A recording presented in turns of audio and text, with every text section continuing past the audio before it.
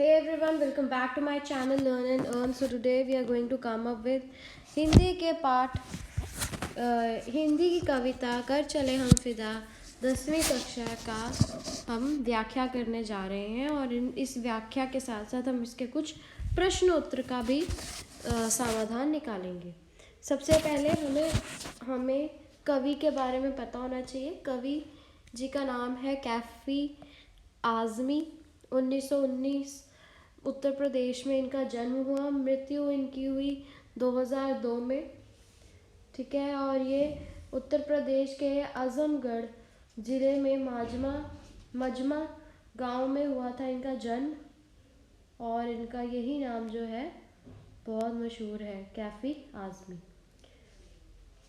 इनके 5 कविता संग्रह हैं: झंखार, आखिर शब, आवारा सजदे, सरमाया और फिल्मी गीतों का संग्रह मेरी आवाज़ सुनो प्रकाशित हुए।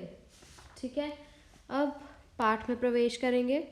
जिंदगी सभी प्राणियों को प्रिय होती है।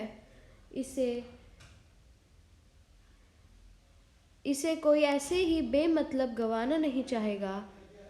ऐसा रोगी जो ठीक नहीं हो सकता, वो भी जीवन जीने की इच्छा करता है।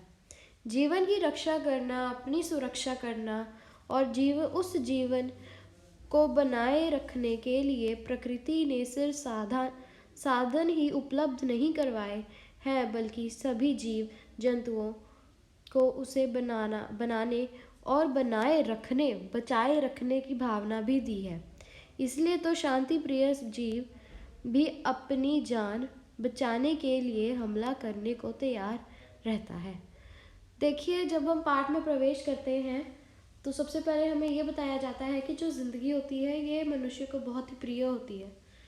वो कोई भी इसको बेमतलब गंवाना नहीं चाहेगा। ये बहुत ही बहुमूल्य होती है, इसका कोई मूल्य नहीं होता।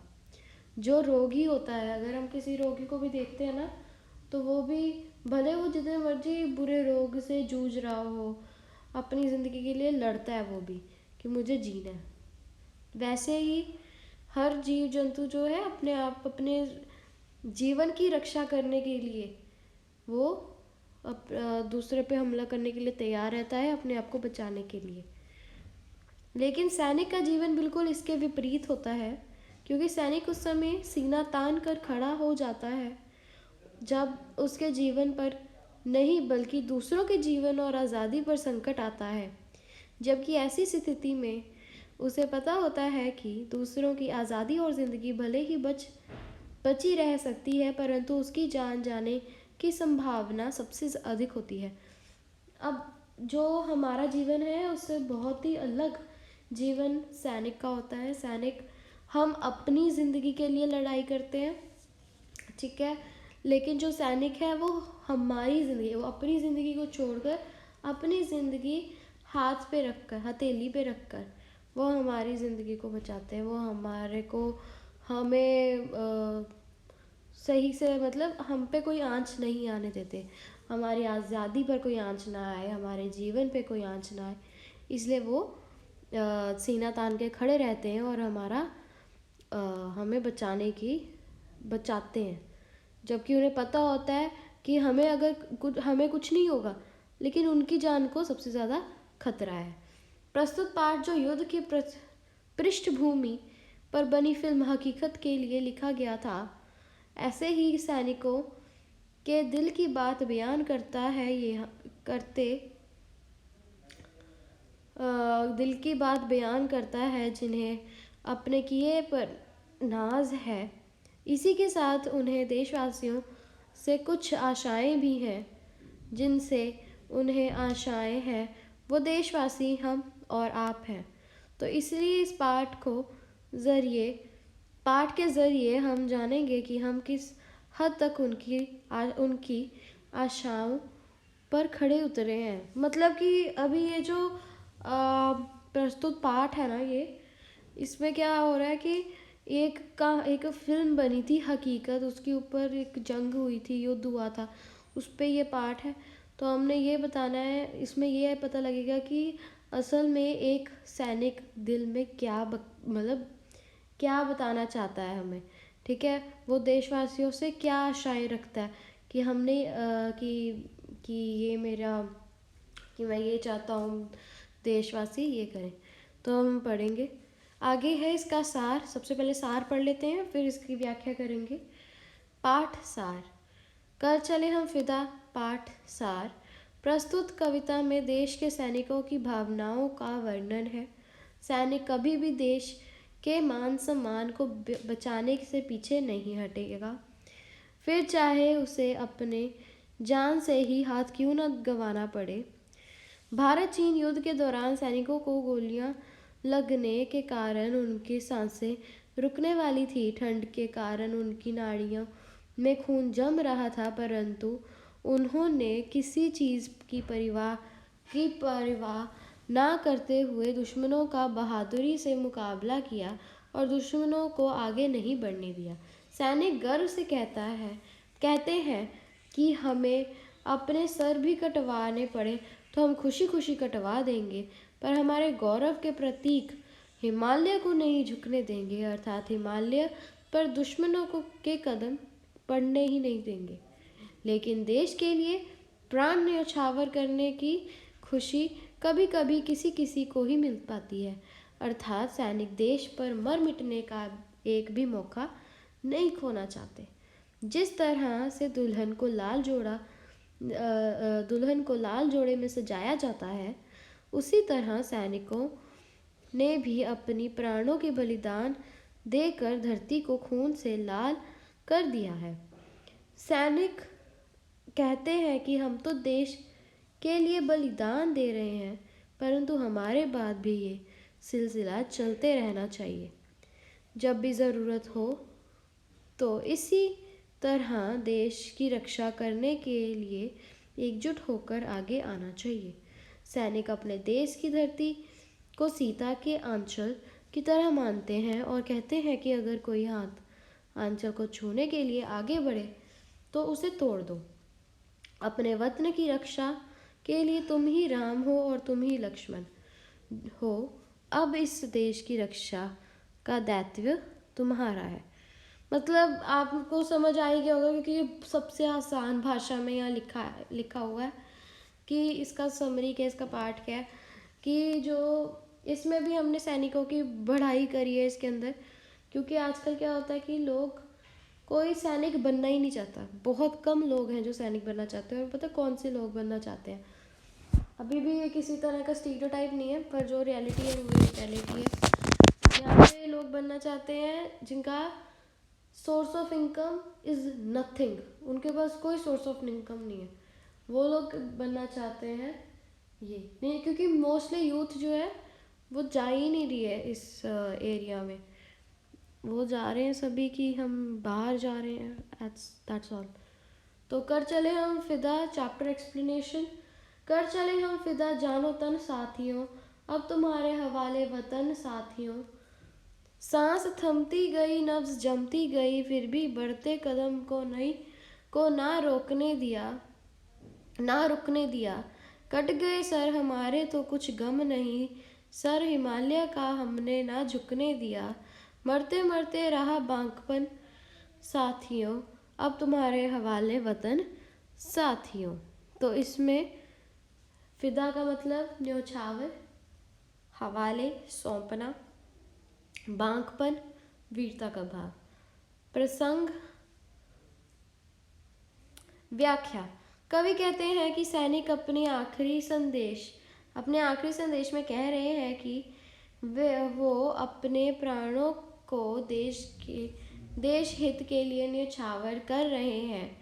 अब ये देश हम जाते जाते आप देशवासियों को सौंप रहे हैं।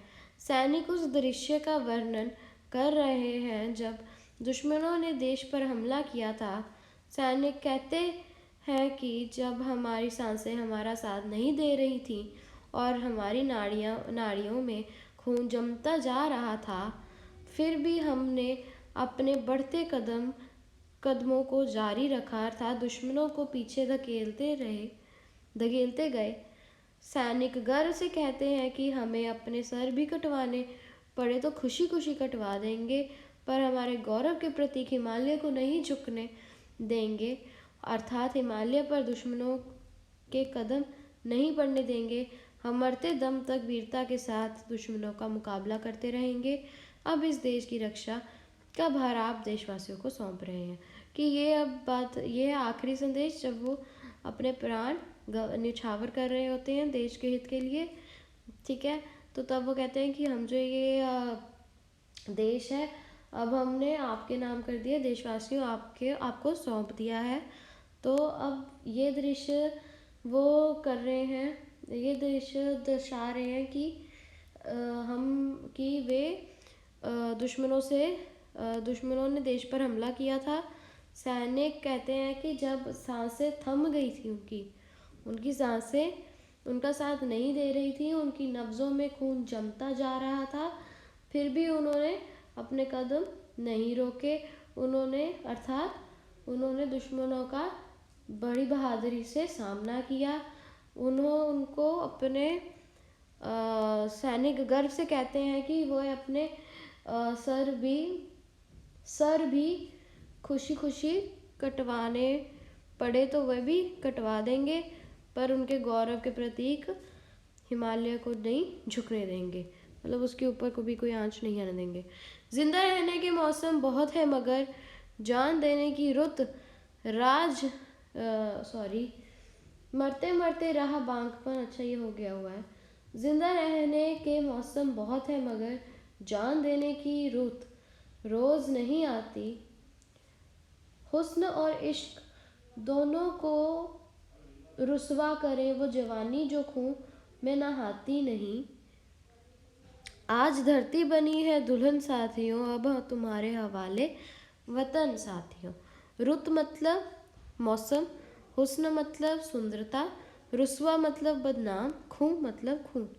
तो व्याख्या में लिखा गया है कि सैनिक कहते हैं कि हमारे पूरे जीवन में हमें जिंदा रहने के कई अवसर मिलते हैं, लेकिन देश के लिए प्राण न्यौछावर करने की खुशी कभी कभी किसी किसी को ही मिलती है। अर्थात सैनिक देश पर मर मिटने का एक भी मौका नहीं खोना चाहते। सैनिक देश के नौजवानों को प्रेरित करते हुए कहते हैं कि सुंदरता और प्रेम का त्याग करना सीखो, क्योंकि वो सुंदरता और प्रेम ही क्या, जवानी ही क्या जो देश के लिए अपना खून न बहा सके। सैनिक देश की धरती को दुल्हन की तरह मानते हैं और कहते हैं कि जिस तरह दुल्हन को स्वयंवर में हासिल करने के लिए राजा किसी भी मुश्किल को पार कर जाते थे, उसी तरह तुम भी अपने इस दुल्हन को दुश्मनों से बचा कर रखना, क्योंकि अब हमारे देश की रक्षा का दायित्व आप देशवासियों पर छोड़ कर जा रहे हैं। मतलब इसमें भी उन्होंने क्या कहा है कि नौजवानों को कहा है कि हमें अब जागना होगा, कि अब हमें ध्यान देना होगा अपनी धरती माँ के ऊपर। धरती को यहाँ पे दुल्हन जैसा इसीलिए कहा गया है क्योंकि जैसे पुराने समय में राजा मुश्किलें पार करके स्वयंवर से पहले मुश्किलें पार करके रानी मुश्किलें पार किया करते थे, वैसे ही इस दुल्हन को भी हमने इस दुल्हन को दुश्मनों से बचाकर रखना है, क्योंकि अब जो धरती को बचाने का दायित्व है वो हमारा है। राह कुर्बानियों की ना वीरान हो तुम सजाते ही रहना नए काफिले फतेह का जश्न। इस जश्न के बाद है जिंदगी मौत से मिल रही है गले। बांध लो अपने सर से कफन साथियों, अब तुम्हारे हवाले वतन साथियों। सैनिक कहते हैं कि हम तो देश के लिए बलिदान दे रहे हैं, परंतु हमारे बाद ये सिलसिला चलता ही रहना चाहिए। जब भी ज़रूरत ही हो तो इसी तरह देश की रक्षा के लिए एकजुट होकर आगे आना चाहिए लोगों को। जीत की खुशी तो देश पर प्राण न्यौछावर करने की खुशी के बाद दुगनी हो जाती है। उस स्थिति में ऐसा लगता है मानो जिंदगी मौत से गले मिल रही हो। ये स्थिति कब लगती है? जब मनो जिंदगी मौत से गले मिल रही हो, तब जब हम अपने प्राण, जब जी की खुशी हो तो देश पर प्राण न्यौछावर करने की खुशी के बाद दो गुनी हो जाती है कि एक जीत भी हो गई और देश पे हमने प्राण न्यौछावर भी किए थे, तो ये दोगुनी खुशी हो जाती है। ठीक है, और मनो जिंदगी मौत से गले मिल जाती है। फिर अब ये देश आप देशवासियों को सौंप रहे हैं। अब आप अपने सर पर मौत की चुनरी बांध लो, अर्थात अब आप देश की रक्षा के लिए तैयार हो जाइए। खींच दो अपने खून से जमीन पर लकीर, लकीर इस तरफ आने पाए ना रावण कोई। तोड़ दो हाथ अगर हाथ उठाने लगे, छू न पाए सीता का दामन कोई। राम भी तुम ही लक्ष्मण साथियों, अब तुम्हारे हवाले वतन साथियों। जमीन लकीर रेखा। सैनिक कहते हैं कि अपने खून से लक्ष्मण रेखा के समान एक रेखा तुम भी खींच लो और ये तय कर लो कि उस रेखा को पार करके कोई रावण रूपी दुश्मन इस पार ना आ पाए। सैनिक अपने देश की धरती को सीता के आंचल की तरह मानते हैं और कहते हैं कि अगर कोई हाथ आंचल को छूने के लिए आगे बढ़े तो उसे तोड़ दो। अपने वतन की रक्षा के लिए तुम भी राम हो और तुम ही लक्ष्मण। अब इस देश की रक्षा का दायित्व तुम पर है।